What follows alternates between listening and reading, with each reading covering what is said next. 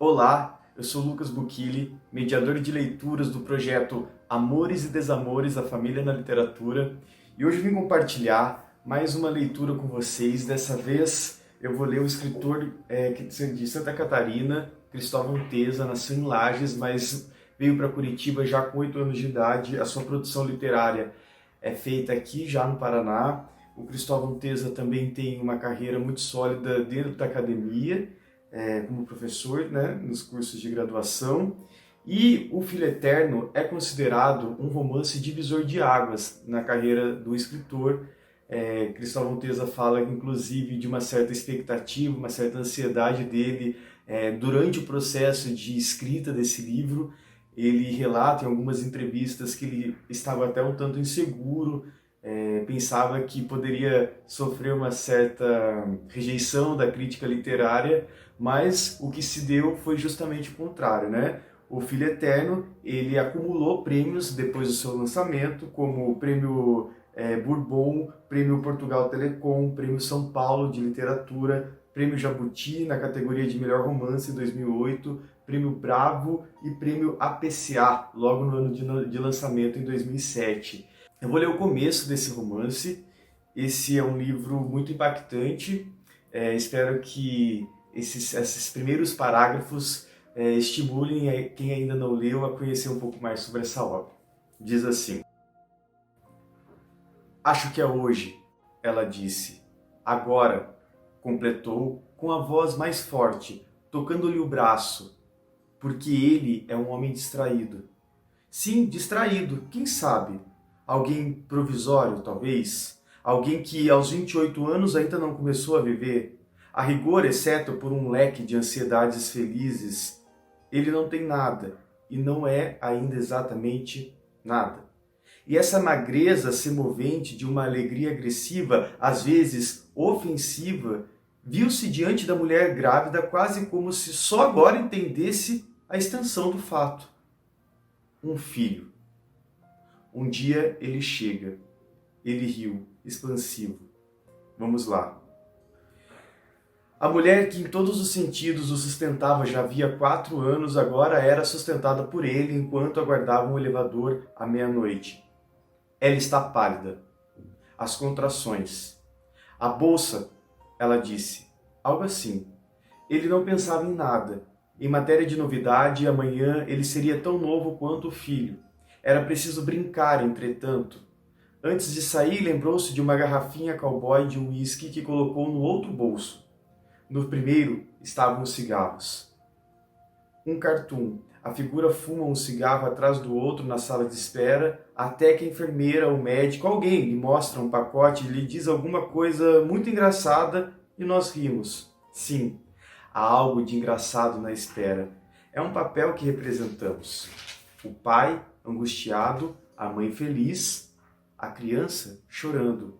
O médico sorridente, o vulto desconhecido que surge do nada e nos dá parabéns. A vertigem de um tempo que agora se acelera em desespero, tudo girando, veloz, inapelavelmente em torno de um bebê para só estacionar alguns anos depois. Às vezes, nunca.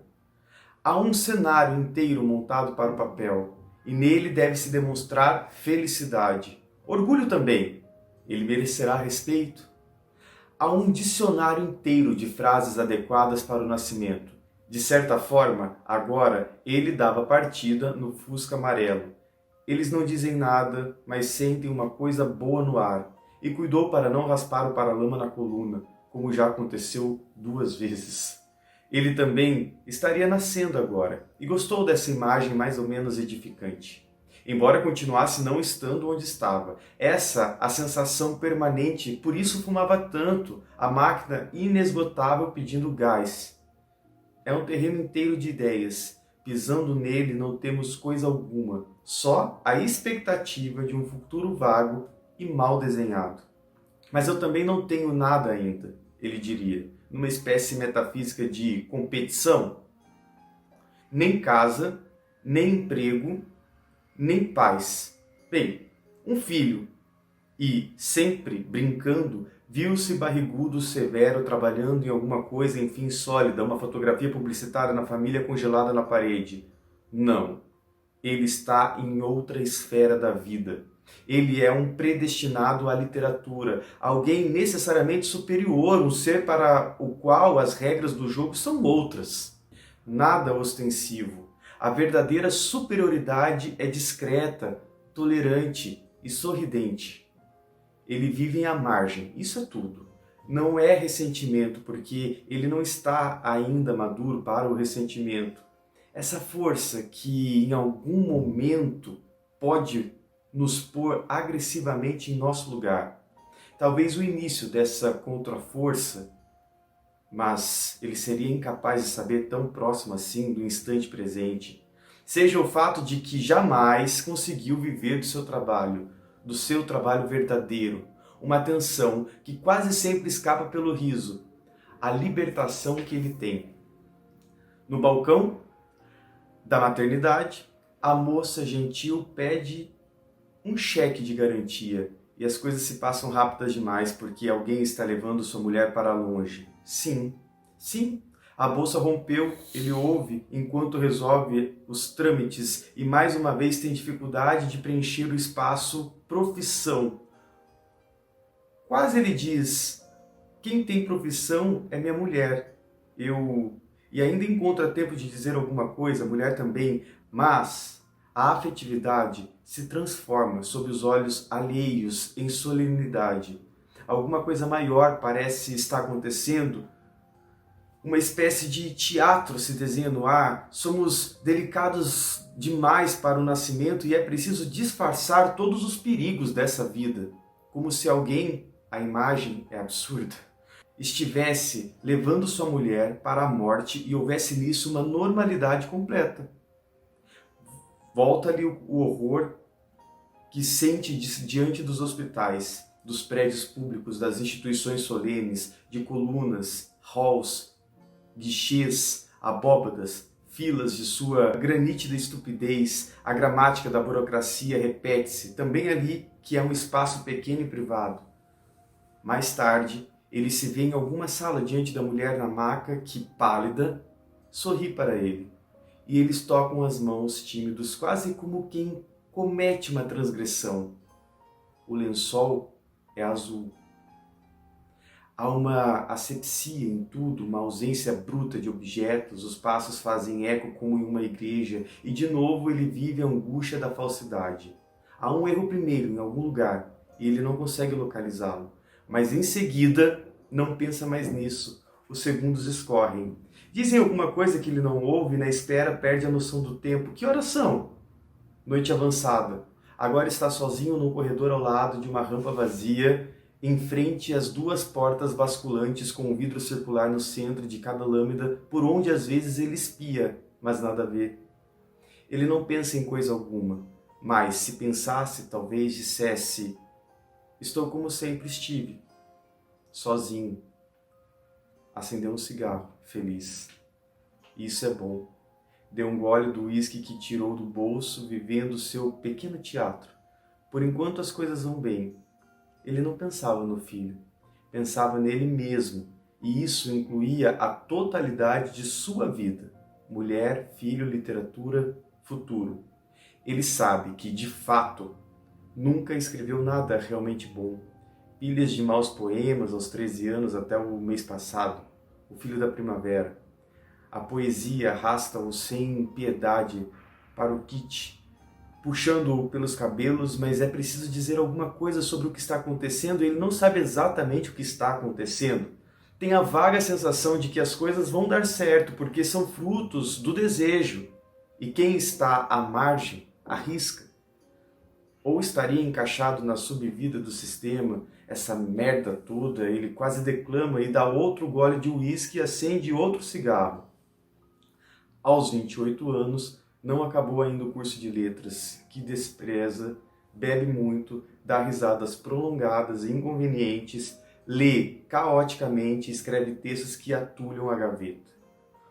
Um gancho atávico ainda o prende à nostalgia de uma comunidade de teatro que frequenta uma vez por ano, numa prolongada dependência ao guru da infância, uma ginástica interminável e insolúvel para ajustar o relógio de hoje à fantasmagoria de um tempo acabado.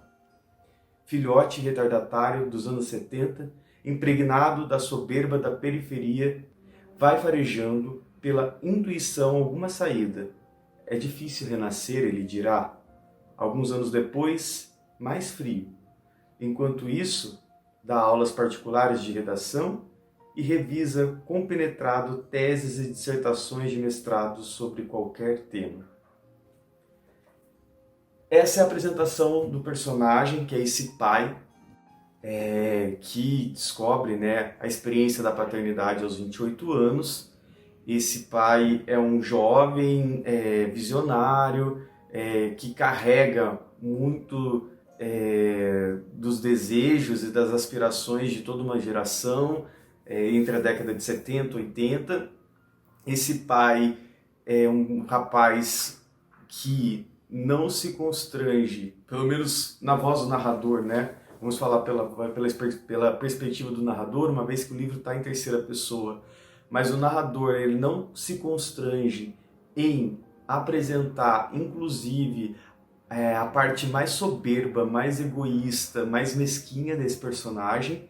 E esse conflito se torna ainda mais eloquente e faz desse livro uma coisa tão especial quando esse pai descobre que o filho que acaba de nascer é portador da síndrome de Down, que na época ainda era uma doença muito menos debatida, muito menos conhecida pela medicina e considerada, chamada, né, nomeada por muitos como mongolismo. Esse pai, no momento em que ele descobre, né, essa enfermidade do filho, passa a rejeitá-lo ainda mais. Essa rejeição, ela é oriunda de um certo medo, de um certo preconceito e também de um profundo egoísmo de alguém que busca os seus próprios desejos. Aqui na apresentação do personagem, a gente já escuta na própria fala do narrador que esse pai reconhece que ele nada tem. E mesmo assim, essa falta de reconhecimento, né, dos seus desejos suprimidos passa a acompanhar ao ponto de o pai quase que estabelecer uma competição com os desejos do próprio filho. Ou seja, como que eu vou correr atrás da responsabilidade de suprir os desejos de um recém-nascido se os meus próprios desejos ainda são frustrados? Enfim, a gente tem aqui um romance de autoficção.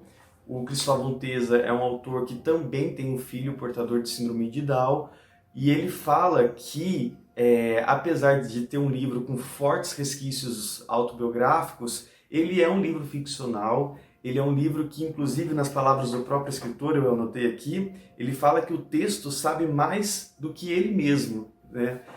Ou seja, que em algum momento da sua criação, as experiências da história, as experiências da narrativa que ele cria superam a sua própria experiência como sujeito pai, como sujeito que cria um filho nas condições da síndrome de Down. Ele é um livro que causa em alguns leitores bastante repulsa, bastante revolta, e eu acho que essa revolta vem de uma coisa que eu considero que é a romantização da paternidade e da maternidade. Eu lembro que antes de eu ler esse romance, eu tinha tido uma experiência, eu estava andando de transporte público, coletivo, e eu lembro de ouvir em algum momento uma mãe que estava acompanhada com um carrinho de bebê e a criança, eu lembro dela comentar com a amiga do lado de que ela dizia assim, essa história de que a mãe começa a amar o filho ainda no ventre, isso é uma balela, porque eu tive que aprender a amar meu filho. Foi um diálogo bastante confessional e descontraído entre duas amigas. E eu estava ao lado, observando. E eu lembro de ter ficado naquele momento muito abismado assim, com a reação dessa mãe. Era um relato muito surpreendente para mim. Eu nunca tinha tido contato com alguém que falasse tão francamente sobre essa experiência. E eu fiquei muito indignado, assim, mas guardei essa indignação. E quando eu li O Filho Eterno, aconteceu essa grande magia, né, da literatura, que é a gente exercer a empatia.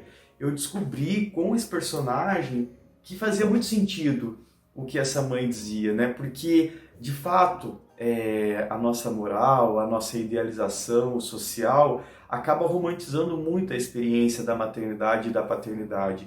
É quase que a presença de um filho, né, a chegada de um filho, fosse um compromisso com o amor.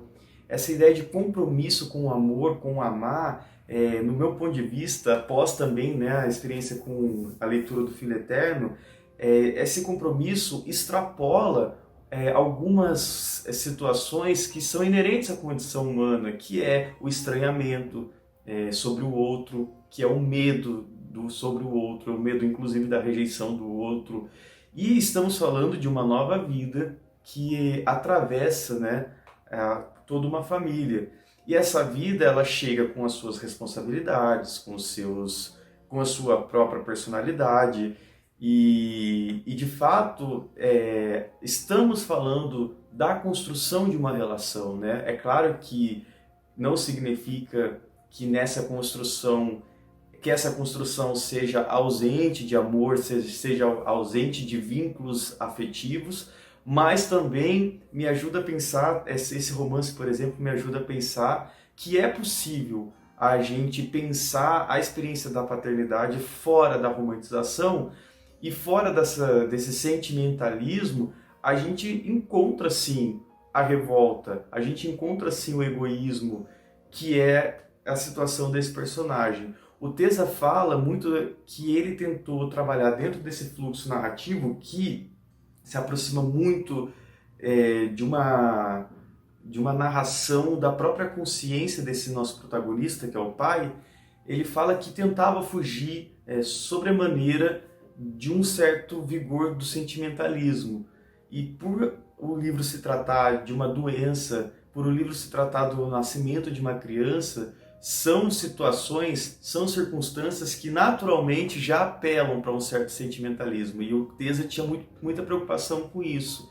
E aí o que ele faz? Ele constrói um narrador que expõe, né, escancara toda a apatia de um personagem quase que um personagem quase como um anti-herói, no sentido de que ele foge de qualquer estereótipo de figura de pai que a gente tenha dentro dessa ideia de pai presente, de pai que ama. E aí o que acontece, né? Esse nome Filho Eterno, ele vai evocar a ideia de um filho que não cresce, é a eterna criança, né? Como se fosse esse filho que não vai amadurecer. E inclusive o pai, o personagem pai, deseja a morte desse filho, né? Em diversos momentos do romance. E a gente vai, como leitores que somos, nós vamos acompanhando a construção dessa relação e esse não amadurecimento do filho também vai gerando o inverso em relação ao pai. A gente vai acompanhando o amadurecimento desse jovem de 28 anos que vai entendendo a complexidade das relações que ele tem com o próprio filho, que vai compreendendo a complexidade das frustrações dos seus desejos e da nossa possibilidade de reinventar desejos, reinventar projeções sobre nós e sobre a nossa própria vida. E aí, no decorrer do romance, a gente vai tendo a oportunidade de criar uma afeição, de criar empatia sobre esse personagem que a princípio é tão revoltante, é tão asqueroso. Sem dúvida, é um livro muito provocador, é um livro instigante e de uma excelente qualidade literária. E eu deixo o convite para todos e todas que ainda não tiveram a oportunidade de ler, de se relacionar com esse romance que nessa edição está publicado pela editora Record. Cristóvão Tesa, O Filho Eterno.